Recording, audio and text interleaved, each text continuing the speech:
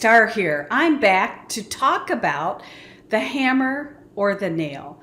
Now, when you're in the online business space, it's all about marketing and trying to find your ideal client. But let me ask you a question, or actually, let me take you kind of down a little story lane, okay?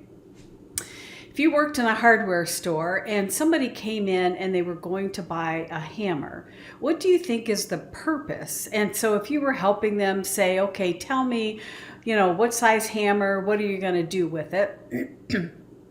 And they tell you, well, all I need to do is hammer a nail in the wall.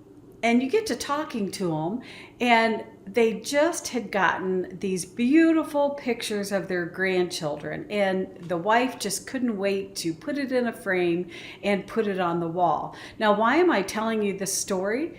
When you're doing marketing, I want you to dig deep into the end result, or what sometimes people call the result of the result.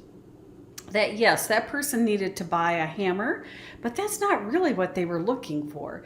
They were looking for the solution of how to hang up this beautiful picture of their grandchildren. That was the transformation, not the hammer.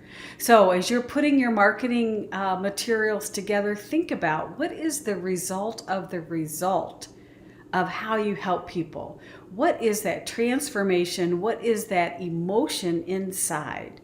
And when you tap into that, it's golden, because your ideal people are going to hear that and they're going to come to you saying, yes, please help me. As always, I'm Debbi Starr. I'm here every day offering these quick little tips, marketing tips, business tips. And if you want more help, reach out. There's a link below that talks about the program on how I can help you grow your business. As always, take care. See you next time.